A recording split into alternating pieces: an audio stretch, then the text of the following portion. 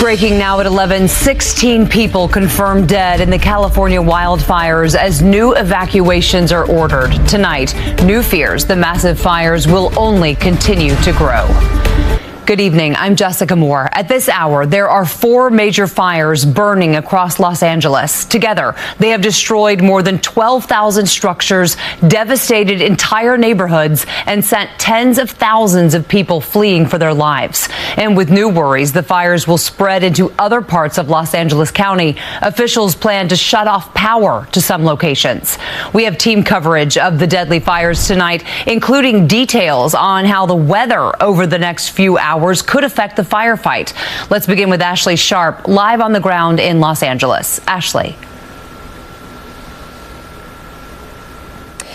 Jessica, we've been chasing the Palisades fire line all afternoon as the largest of the fires continues to grow. But we just wanted to take a step back and show you what the fire has left in its path. This is the Pacific Palisades community where home after home on block after block looks just like this. As the Los Angeles skyline sparkles behind me, what sits above it is a ghost town.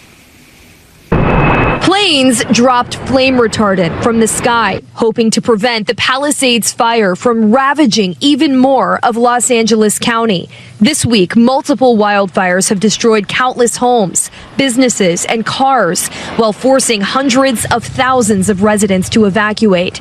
So far, the fires have consumed an area larger than San Francisco. Our top priority remains saving lives and protecting property. As Saturday wore on, winds picked up again, heightening concern that the wildfire, already the most destructive in LA history, could move to more densely populated areas. Ground crews and aerial assets worked through the night in the Mandeville Canyon area, creating containment lines and protecting structures, continuing a full suppression effort.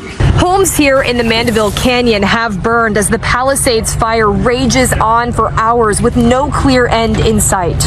When we first started out in this area about an hour ago, the air was relatively clear. Now the wind has shifted and now we're back in the smoke. LA's police chief says a new task force will investigate the cause of the catastrophic fires. This task force is made up of local, state, and federal partners designed to investigate the cause of these fires and to see if there's any connection between them. On Saturday, law enforcement warned people who have been driving up to get a closer look at the blazes to stay away.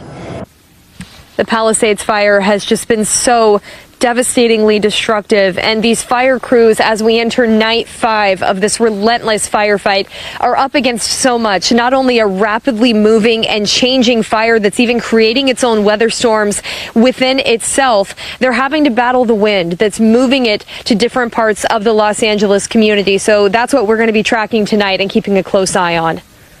All right, Ashley Sharp, live for us tonight. Ashley, thank you. Team coverage continues now with our own Christina Fan. She is live for us in Brentwood, where Ashley just mentioned crews continue battling the Palisades fire. Christina. Good evening, Jess. Behind us, you're looking at what remains of the eastern front of the Palisades fire. And for the last couple of hours, there has been a very, very intense aerial fight. In fact, in the distance, you can hear the hum of several helicopters that are circling the area, and they have been working despite increasing wind speeds.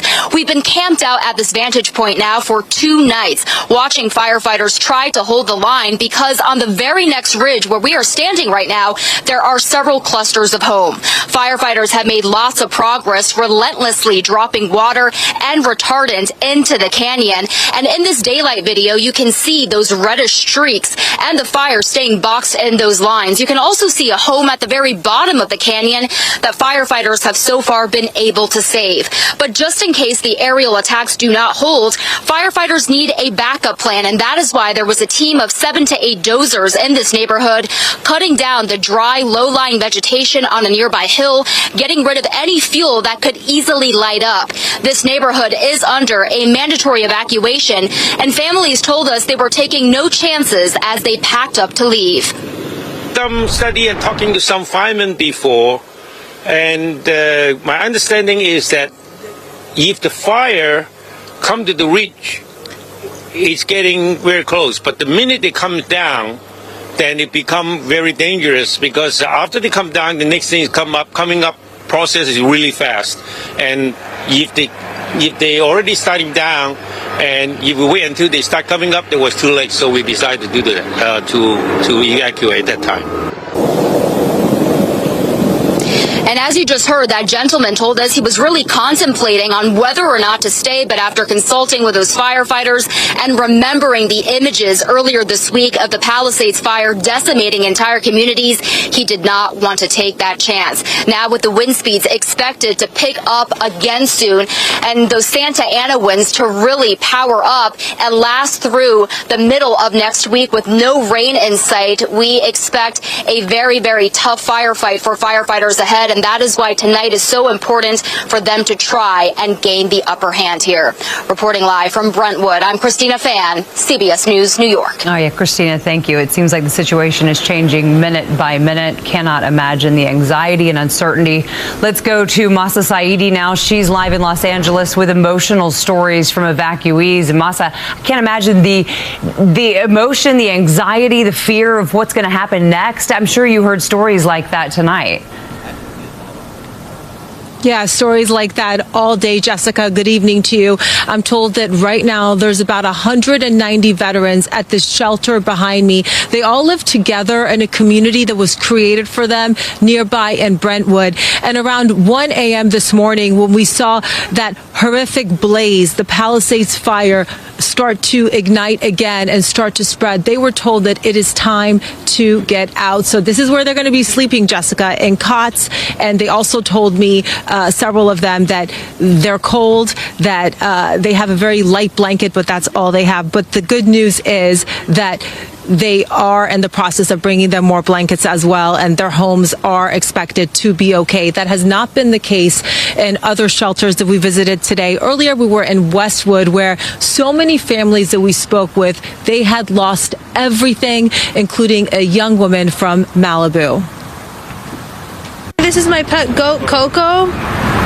She got traumatized by the fire. She lost her house and her comfortable home, and it's been really hard on her. I'm just trying not to think about it. You know, when it first happened, I didn't even process it, and then all of a sudden, like 5 hours later, it hit me when I was like, oh, but everything's gonna be okay after a few days, like we're just gonna go home. And then I was like, there is no home. It sucks, but like, I mean, it's worse for Coco, so you know, it's just like whatever. I lost everything. My boyfriend, I thought I was going to his house to be safe, but his house burned down too. So it's overwhelming. I've never lost a house before. It's unimaginable. You know, the woman you just interviewed, she thought she would go to her boyfriend's house. That house had also been demolished. We know a lot of people have gotten out, but the people who are there, are they getting the help they need? Are the resources plentiful enough? What's the situation? So we found out today from FEMA that about 16,000 people had begun that process to try to get aid from FEMA that would cover the cost of housing, that would cover the cost of food, that would cover any uninsured losses they have. We also know that state insurance officials are in the process of holding workshops to walk people through that insurance claims process, which can be so incredibly daunting. And just to clarify what I said earlier, some of the people here tell me they're cold, the blankets they have, it's just not enough. But the staff here, they're in the process of trying to bring them heavier blankets. The temperature has really dropped, and it's very chilly out here, and we hope that they get the blankets they need to be comfortable in here. Yeah, Jessica? Of course. I knew what you meant, Masa. You know, they don't have their creature comforts anymore, right? The volunteers are doing the best they can, but everyone wants their homes, you know. All right, Masa, thank you so much. Meteorologist Vanessa Murdoch is here now with a look at how the weather will impact the firefight in the days ahead. Vanessa, we've talked a lot about these winds, the Santa Ana winds, and how the firefight can change minute to minute. Yes, and you heard Christina discuss how the winds are expected to be ramped up through Wednesday. That will be an ebb and flow of the Santa Ana winds. Right now, current gusts are at 40 miles per hour in Santa Clarita, 72 in San Bernardino, 30 in Topanga. Winds are anticipated to gust 30 to 50 miles per hour on and off over the next several days. There is a red flag warning in play for both Los Angeles and Ventura counties, where critical fire conditions will persist into the midweek. It's not just the winds, but low relative humidity as well. Here's the projection. Winds will stay powerful tonight through tomorrow morning. 6:30 tomorrow morning, 40 to 50 mile per hour gusts in Santa Clarita. As we take it into tomorrow afternoon and evening, the winds do subside. But by Monday afternoon,